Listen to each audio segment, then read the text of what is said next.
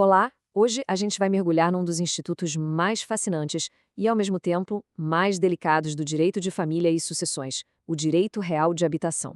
Sabe, ele foi criado para proteger o lar da família naquele momento mais difícil, o do luto. Mas, ao fazer isso, ele cria um conflito que é quase inevitável. De um lado, o direito à moradia de quem ficou, do outro, o direito de propriedade dos herdeiros. A nossa conversa hoje é exatamente sobre isso. Como a justiça tenta equilibrar essa balança tão sensível. E aqui está a grande questão, a pergunta que vai guiar toda a nossa análise. Esse direito de continuar morando no imóvel da família depois da perda de um cônjuge ou companheiro, será que ele é mesmo absoluto, incondicional, como o texto frio da lei parece sugerir? A resposta, como a gente vai ver, está nas entrelinhas, nas nuances e principalmente nas exceções que os tribunais foram construindo ao longo do tempo.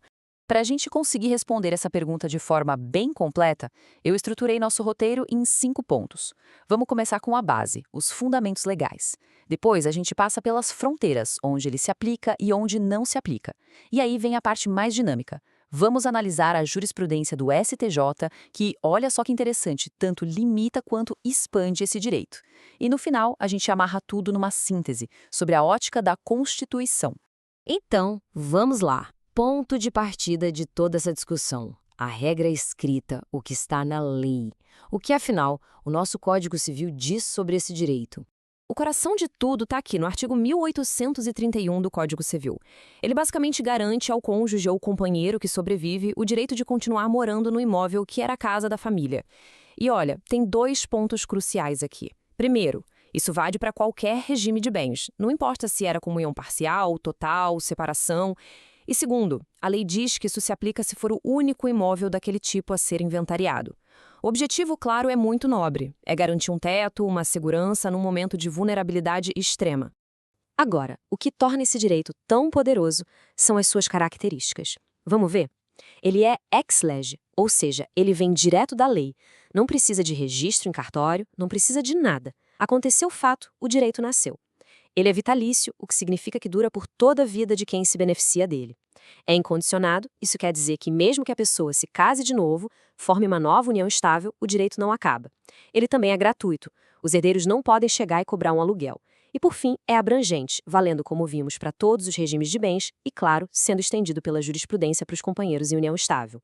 Essa citação de grandes civilistas como Farias, Rosenwald e Braga Neto resume perfeitamente o espírito da lei. É garantir qualidade de vida e, principalmente, impedir que o sobrevivente seja, de repente, expulso de casa pelos herdeiros.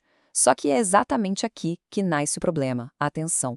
Porque, ao proteger o cônjuge, a lei acaba limitando muito o direito de propriedade dos outros herdeiros.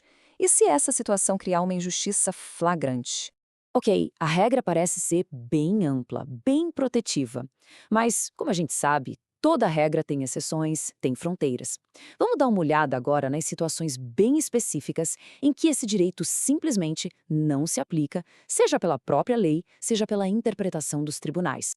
Esse quadro aqui deixa tudo bem claro. De um lado, onde se aplica, cônjuge e companheiro em qualquer regime de bens. Do outro, onde não se aplica. E aqui temos pontos importantes. Primeiro, no divórcio. Não tem como, porque o direito tem uma natureza sucessória, ou seja, ele só existe por causa da morte. Segundo, e este é um ponto crucial que gera muita dúvida, ele não vale se o imóvel já era de propriedade do falecido, junto com outras pessoas, com terceiros, antes da morte. Pensa só, 2 irmãos que herdaram uma casa dos pais. Um deles se casa e mora lá. Se ele morre, a viúva não vai ter direito de habitação sobre a casa inteira, porque isso feriria o direito de propriedade do outro irmão, que não tem o mesmo dever de solidariedade familiar. E é aqui que a nossa análise começa a ficar realmente interessante. A lei, como a gente viu, parece criar uma regra de ferro quase absoluta. Mas e se a aplicação cega dessa regra levar a uma situação de abuso de direito, ou de uma injustiça muito grande? Foi exatamente esse tipo de questionamento que fez o Superior Tribunal de Justiça, o STJ, intervir e começar a ponderar. Essa é a grande virada de chave na jurisprudência do STJ. O tribunal passou a dizer, de forma muito clara, que nenhum direito no nosso ordenamento é absoluto. Nenhum. Portanto, o direito real de habitação também não é. Ele precisa ser pesado na balança com outros princípios como a função social da propriedade e a proibição do abuso de direito. E isso abriu a porta para relativizar a regra. Então, tá, mas Quando é possível mitigar, diminuir ou até afastar esse direito? Um caso que serve de guia para a gente é o Recurso Especial 2151939. Nele, o STJ definiu que o direito pode ser afastado se ele perder a sua finalidade social e se transformar num mero privilégio. Imagina só o cenário. A viúva tem vários outros imóveis de luxo, uma situação financeira excelente. Enquanto isso, os filhos do falecido, que são os donos formais do imóvel, os chamados nuproprietários, não têm onde morar e dependem da venda daquele bem para sobreviver. Percebe como manter o direito de habitação aí seria um abuso? Por isso, a análise tem que ser sempre caso a caso. Não existe uma fórmula pronta.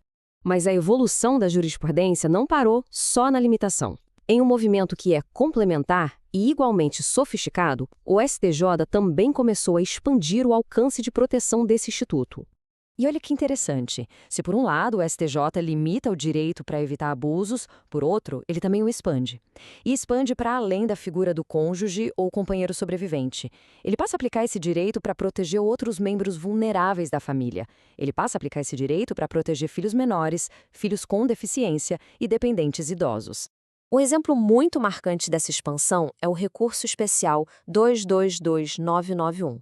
Nesse caso, o STJ estendeu o direito de habitação a uma herdeira com deficiência. Ela sempre viveu naquele imóvel, totalmente dependente dos pais. A Corte entendeu que, para ela, perder a casa não seria só um prejuízo financeiro, seria um prejuízo existencial, um dano à própria dignidade, à estrutura de vida dela. Nesse caso, o direito à moradia digna pesou mais na balança do que o direito de propriedade dos outros herdeiros. Bom, vamos agora amarrar todas essas pontas e chegar na nossa síntese. Como é que esses dois movimentos do STJ, que parecem opostos, um de mitigação e outro de expansão, como é que eles formam, na verdade, uma doutrina coesa e moderna? A resposta está na finalidade do Instituto. A limitação funcional, ela busca coibir o desvio de finalidade, impede que o direito vire um privilégio injusto. Já a expansão humanitária, ela busca realizar essa mesma finalidade, que é proteger a dignidade, mas para quem mais precisa, mesmo que não seja o cônjuge. Ou seja, são duas faces da mesma moeda, a busca por uma justiça que seja material, que seja equitativa no caso concreto. E como é que o STJ chega a essa conclusão? Simples. Ele não lê mais o artigo 1831 do Código Civil de forma isolada, num vácuo. Ele lê através das lentes da Constituição Federal. A dignidade da pessoa humana é o grande princípio que ilumina tudo. O direito à moradia é o objetivo a ser alcançado. A função social da propriedade funciona como um limite para impedir o uso egoísta da propriedade. E a solidariedade familiar é o que justifica a existência desse direito desde o início. Como o professor José Tadeu Neves Xavier aponta de forma brilhante, no fim das contas, discutir o direito real de habitação é discutir uma das formas mais concretas de proteger a dignidade da pessoa humana dentro da família. É sobre garantir que a perda de alguém querido não signifique também a perda de um lar, de uma referência, da própria segurança existencial. E com isso, a gente volta à nossa pergunta inicial, mas agora com uma provocação final para a gente pensar. O que toda essa evolução nos mostra? Será que a jurisprudência, a decisão dos juízes, que humaniza uma lei que de outra forma seria fria e até injusta? Ou será que a lei, na sua essência, já carregava esses valores e só estava esperando por uma interpretação que estivesse à altura do seu propósito social e constitucional? Fica aí a reflexão. Bom, se essa nossa análise mais aprofundada sobre o direito real de habitação ajudou a clarear as complexidades desse tema, peço que se inscreva no canal e deixe o seu like.